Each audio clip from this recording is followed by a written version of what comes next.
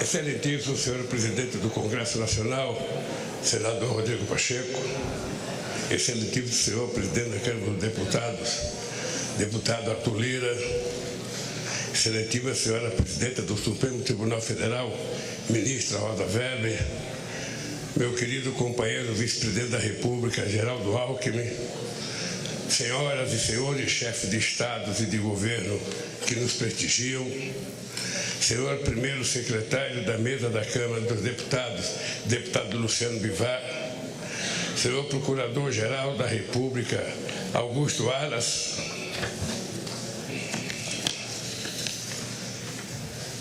minha querida companheira e esposa Janja, nossa querida companheira e esposa do Alckmin, Lu Alckmin, meu querido companheiro José Sarney, presidente da República, minha querida companheira Dilma Rousseff, presidente da República,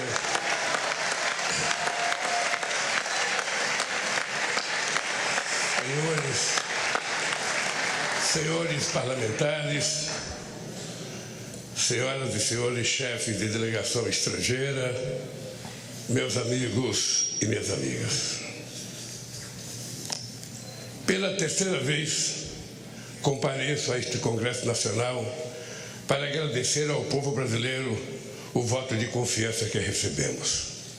Renovo o juramento de fidelidade à Constituição da República, junto com o vice-presidente Geraldo Alckmin e os ministros que conosco vão trabalhar.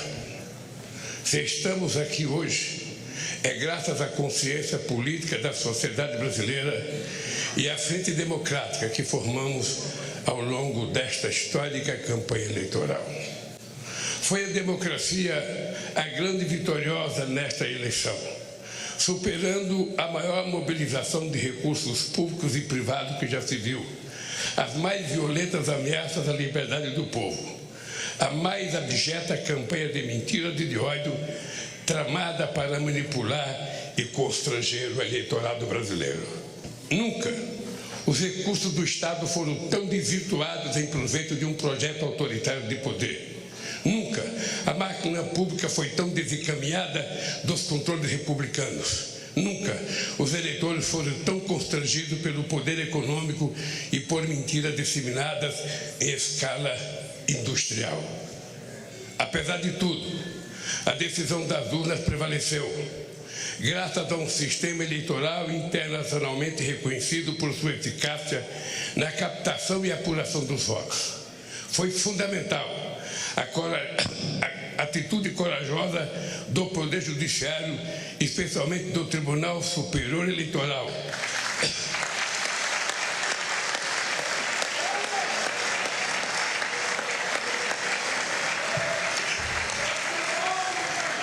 para fazer prevalecer a verdade das urnas sobre as violências de seus detratores. Senhoras e senhores, ao retornar a este plenário da Câmara dos Deputados, onde participei da Assembleia Constituinte de 1988, recordo com emoção os embates que travamos aqui democraticamente para inscrever na Constituição o mais amplo conjunto de direitos sociais, individuais e coletivos, em benefício da população e da soberania nacional. 20 anos atrás, quando fui eleito presidente pela primeira vez, ao lado do companheiro vice-presidente José Alencar, iniciei o discurso de posse com a palavra mudança. A mudança que pretendíamos era simplesmente concretizar os preceitos constitucionais, a começar pelo direito à vida digna, sem fome, com acesso ao emprego, à saúde e à educação. Disse naquela ocasião que a missão de minha vida estaria cumprida quando cada brasileiro e brasileira pudesse fazer 3 refeições por dia.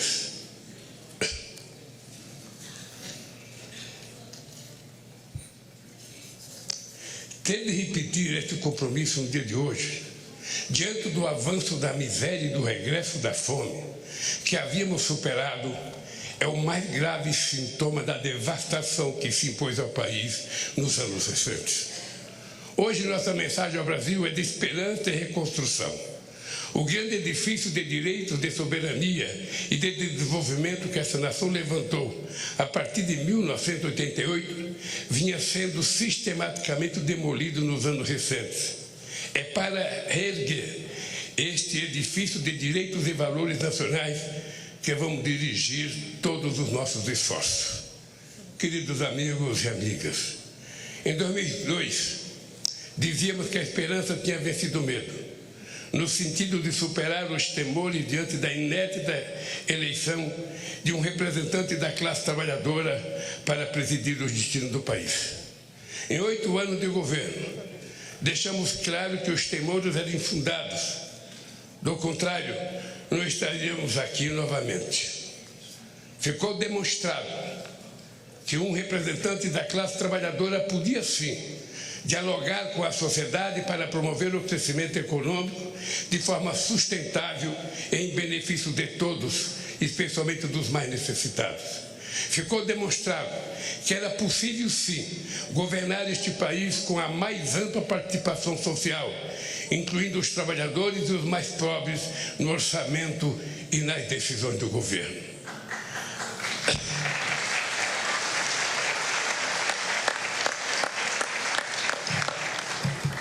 Ao longo desta campanha eleitoral, vi a esperança brilhar nos olhos de um povo sofrido, em decorrência da destruição de políticas públicas que promoviam a cidadania, os direitos essenciais, a saúde e a educação.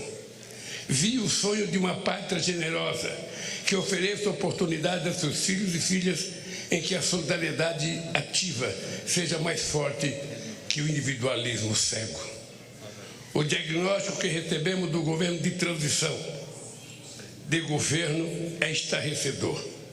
Esvaziar os recursos da saúde, desmontar a educação, a cultura, a ciência e tecnologia, destruir a proteção do meio ambiente, não deixar o recurso para a merenda escolar, a vacinação, a segurança pública, a proteção às florestas e a assistência social. Desorganizar a governança da economia, dos financiamentos públicos, do apoio às empresas, aos empreendedores e ao comércio externo, dilapidar as estatais e os bancos públicos, entregar o patrimônio nacional. Os recursos do país foram rapinados para saciar a estupidez dos rentistas de acionistas privados nas empresas públicas.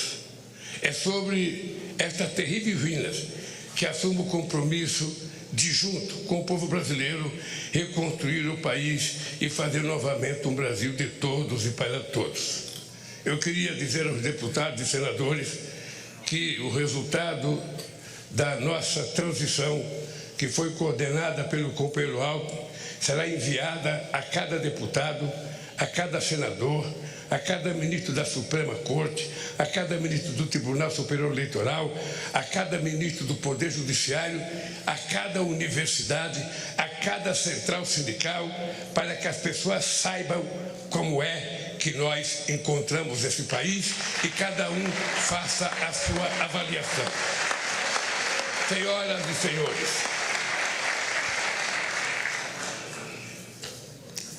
diante do desastre orçamentário que recebemos, apresentamos ao Congresso Nacional proposta que nos permitiu apoiar a imensa camada da população que necessita do Estado para simplesmente sobreviver. Quero agradecer à Câmara e ao Senado pela sensibilidade frente às urgências do povo brasileiro. Revisto a atitude extremamente responsável do Supremo Tribunal Federal e do Tribunal de Contas da União frente às situações que distorciam a harmonia dos poderes. Fiz assim fiz, porque não seria justo nem correto pedir paciência para quem tem fome. Nenhuma nação se ergueu nem poderá se erguer sobre a miséria do seu povo. Os direitos e interesses da população, o fortalecimento da democracia e a retomada da soberania nacional serão os pilares de nosso governo. Esse compromisso começa pela garantia de do programa Bolsa Família renovado, mais forte e mais justo, para atender a quem mais necessita. Nossas primeiras ações visam resgatar da fome 33 milhões de pessoas e resgatar da pobreza mais de 100 milhões de brasileiros e brasileiras que suportaram a mais dura carga do projeto de destruição nacional que hoje se encerra. Senhoras e senhores, esse processo eleitoral também foi caracterizado pelo contraste entre distintas visões de mundo. A nossa, centrada na solidariedade e na participação política e social para a definição democrática dos destinos do país. A outra, no individualismo, na negação da política, na destruição do Estado em nome de supostas liberdades individuais. A liberdade que sempre defendemos é a de viver com dignidade, com pleno direito de expressão e manifestação e, sobretudo, de organização. A liberdade que eles pregam é a de oprimir o vulnerável, massacrar o oponente e impor a lei do mais forte acima das leis da civilização. O nome disso é barbárie.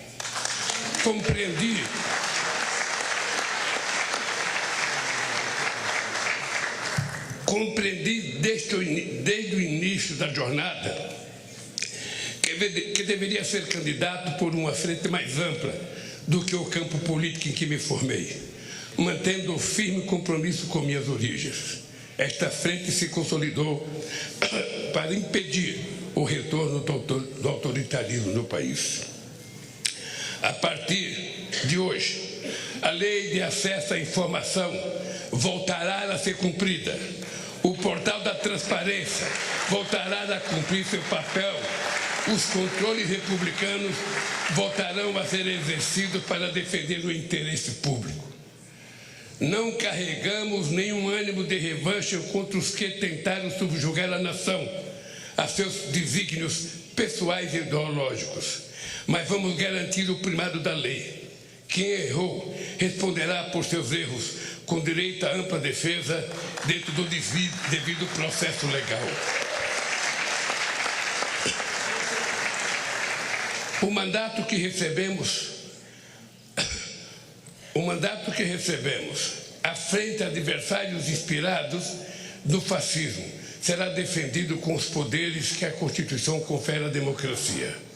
Ao ódio responderemos com amor, à mentira com a verdade, ao terror e à violência responderemos com as leis e suas mais duras consequências. Sob os ventos da redemocratização dizíamos: ditadura nunca mais. Hoje, depois do terrível desafio que superamos, devemos dizer: democracia para sempre.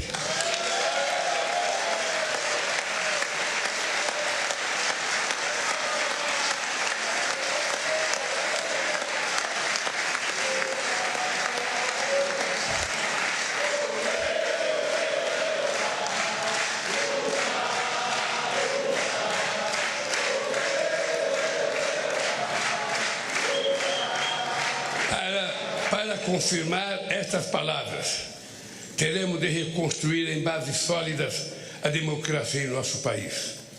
A democracia será defendida pelo povo na medida em que garantir a todos e a todas os direitos inscritos na Constituição. Senhoras e senhores, hoje mesmo estou assinando medidas para reorganizar as estruturas do Poder Executivo, de modo que volte a permitir o funcionamento do governo de maneira racional, republicana e democrática, para resgatar o papel das instituições do Estado, bancos públicos e empresas estatais no desenvolvimento do país, para planejar os investimentos públicos e privados na direção de um crescimento econômico sustentável ambientalmente e socialmente. Em diálogo com os 27 governadores, vamos definir prioridades para retomar obras irresponsavelmente paralisadas, que são mais de 14 mil no país. Vamos retomar o Minha Casa Minha Vida e estruturar um novo PAC para gerar empregos na velocidade que o Brasil quer e necessita. Buscaremos financiamento e cooperação nacional e internacional para o investimento, para dinamizar e expandir o mercado interno de consumo, desenvolver o comércio, exportações, serviços, agricultura e indústria. Os bancos públicos, especialmente o BNDES, e as empresas indutoras do crescimento e inovação, como a Petrobras, terão um papel fundamental nesse novo ciclo. Ao mesmo tempo, vamos impulsionar as pequenas e médias empresas, potencialmente as maiores geradoras de emprego e renda, o empreendedorismo, o cooperativismo e a economia criativa. A roda da economia vai voltar a girar e o consumo popular terá papel central nesse processo. Vamos retomar a política de valorização permanente do salário mínimo e estejam certos de que vamos acabar mais uma vez com a vergonhosa fila do INSS, outra injustiça restabelecida nesses tempos de destruição.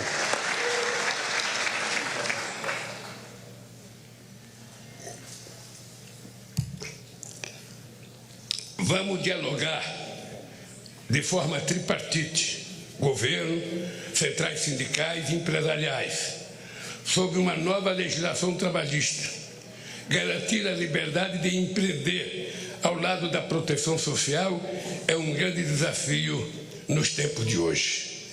Senhoras e senhores, o Brasil é grande demais para renunciar ao seu potencial produtivo. Não faz sentido importar combustíveis, fertilizantes, plataforma de petróleo, microprocessadores, aeronaves e satélites. Temos capacidade técnica, capitais e mercado em grau suficiente para retomar a industrialização e a oferta de serviços em nível competitivo. O Brasil pode e deve figurar na primeira linha da economia global.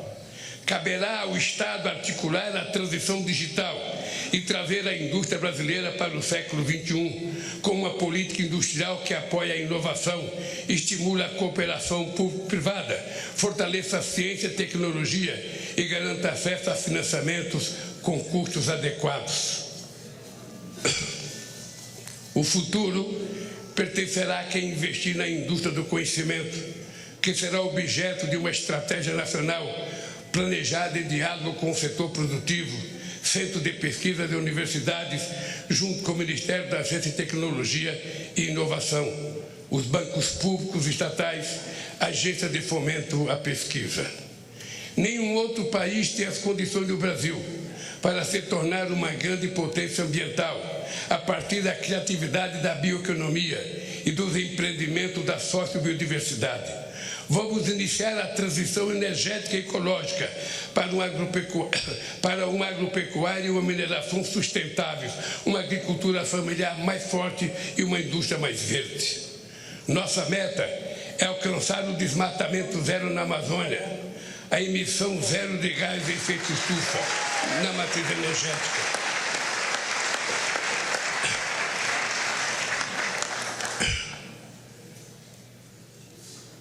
Além de estimular o reaproveitamento de pastagens degradadas, o Brasil não precisa desmatar para manter e ampliar sua estratégica fronteira agrícola.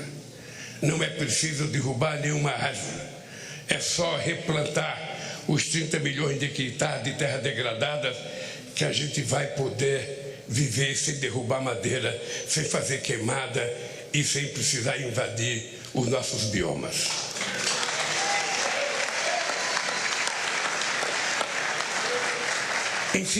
Incentivaremos, sim, a prosperidade na terra, liberdade e oportunidade de criar, plantar e colher, continuará sendo nosso objetivo. O que não podemos admitir é que seja uma terra sem lei.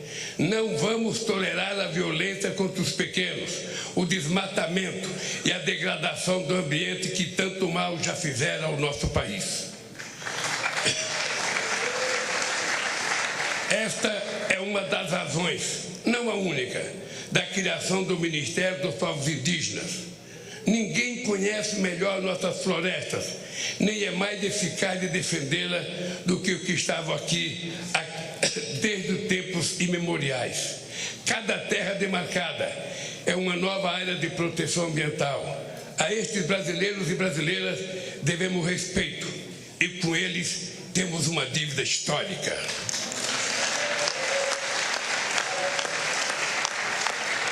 Vamos revogar todas as injustiças cometidas contra os povos indígenas. Queridos amigos e amigas, uma nação não se mede apenas pelas estatísticas, por mais impressionantes que sejam. Assim como o ser humano, uma nação se expressa verdadeiramente pela alma de seu povo. A alma do Brasil reside na diversidade inigualável da nossa gente e das nossas manifestações culturais. Estamos refundando o Ministério da Cultura, com a ambição de retornar mais intensamente às políticas de incentivo e de acesso aos bens culturais interrompida pelo obscurantismo nos últimos anos. Uma política cultural democrática não pode temer a crítica nem eleger favoritos. Que brotem todas as flores e sejam colhidas todos os frutos da nossa criatividade. Que todos possam dela usufruir sem censura e sem discriminação.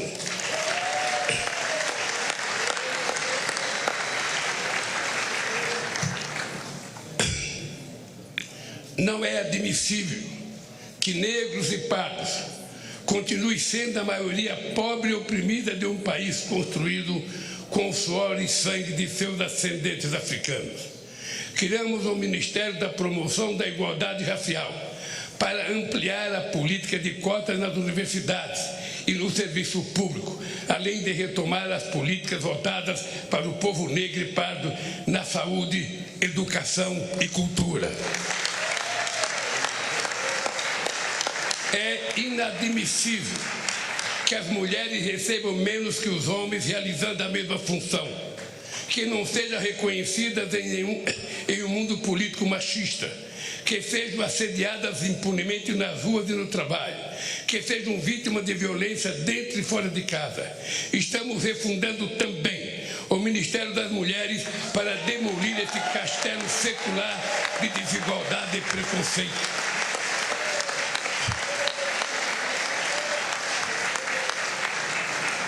Não existirá verdadeira justiça num país em que um só ser humano seja injustiçado.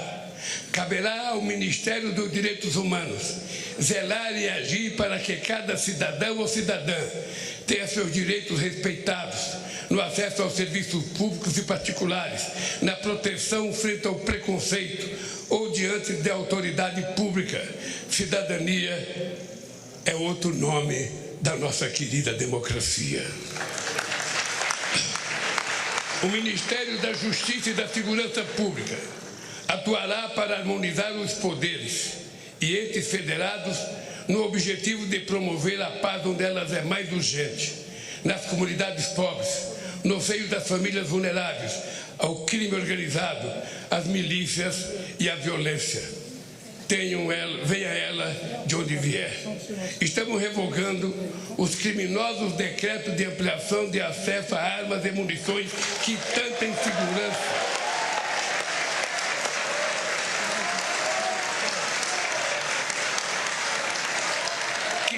insegurança e tanto mal causaram às famílias brasileiras. O Brasil não quer e não precisa de armas na mão do povo. O Brasil precisa de segurança, o Brasil precisa de livro, de educação e de cultura para que a gente possa ser um país mais justo.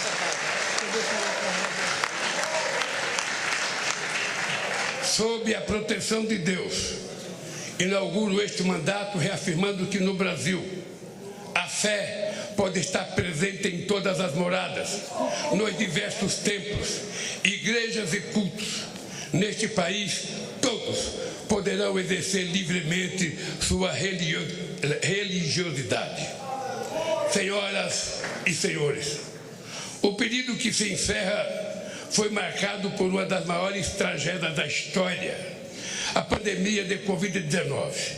Em nenhum outro país a quantidade de vítimas fatais foi tão alta proporcionalmente à população quanto no Brasil. um dos países mais preparados para enfrentar as emergências sanitárias, graças à competência do nosso Sistema Único de Saúde e da competência de vacinação do nosso povo.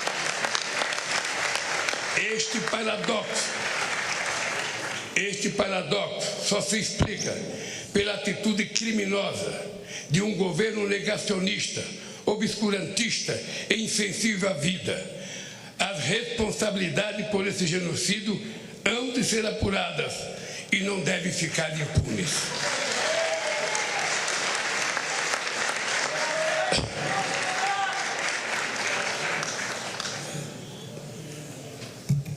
O que nos cabe no momento é prestar solidariedade aos familiares, pais, órfãos, irmãos e irmãs de quase 700 mil vítimas da pandemia. O SUS é provavelmente a mais democrática das instituições criada pela Constituição de 88. Certamente por isso foi a mais perseguida desde então e foi também a mais prejudicada por uma estupidez chamada teto de gastos que haveremos de revogar.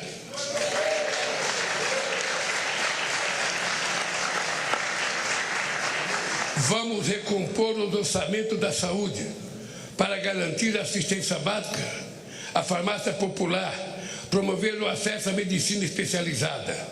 Vamos recompor os orçamentos da educação, investir em mais universidades, no ensino técnico, na universalização do acesso à internet, na ampliação das creches e no ensino público em tempo integral. Este é o investimento que verdadeiramente levará ao desenvolvimento do país.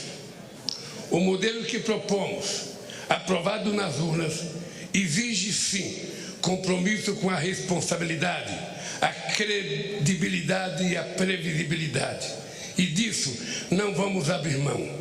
Foi com realismo orçamentário, fiscal e monetário, buscando a estabilidade, controlando a inflação e respeitando contratos que governamos este país. Não podemos fazer diferente. Temos sim a obrigação de fazer melhor do que fizemos. Senhoras e senhores, os olhos do mundo estiveram voltados para o Brasil nestas eleições. O mundo espera que o Brasil volte a ser um líder no enfrentamento à crise climática e um exemplo de país social e ambientalmente responsável, capaz de promover o crescimento econômico com distribuição de renda, combater a fome e a pobreza dentro do processo democrático. Nosso protagonismo se concretizará pela retomada da integração sul-americana a partir do Mercosul, a revitalização da Unasul e demais instâncias de articulação soberana da nossa região. Sobre esta base, poderemos reconstruir o diálogo ativo e altivo com os Estados Unidos, a comunidade europeia, a China, os países do Oriente e outros atores globais, fortalecendo os BRICS e a cooperação com os países da África e rompendo o isolamento a que o país foi submetido nesses últimos tempos. O Brasil tem de ser dono de si mesmo, dono do seu destino. Tem de voltar a ser um país soberano. Somos responsáveis pela maior parte da Amazônia e por vastos biomas, grandes aquíferos, jazidas de minérios, petróleo e fontes de energia limpa. Com soberania e responsabilidade, seremos respeitados para compartilhar essa grandeza com a humanidade, solidariamente, jamais com subordinação. A relevância da eleição no Brasil refere-se, por fim, às ameaças que o modelo democrático vem enfrentando ao redor do planeta. Articula-se uma onda de extremismo autoritário que dissemina o ódio e a mentira por meios tecnológicos que não se submete a controles transparentes. Defendemos a plena liberdade de expressão, ciente de que é urgente criarmos instâncias democráticas de acesso à informação confiável e de responsabilização dos meios pelos quais o veneno do ódio e da mentira são inoculados. Este é um desafio civilizatório, da mesma forma que a superação das guerras, da crise climática e da fome e da desigualdade no planeta. Reafirmo para o Brasil e para o mundo a convicção de que a política, em seus mais elevados sentidos, e apesar de todas as suas limitações, é o melhor caminho para o diálogo entre os interesses divergentes para a construção pacífica de consenso. Negar a política e desvalorizá-la e criminalizá-la é o caminho da barbárie e das tiranias.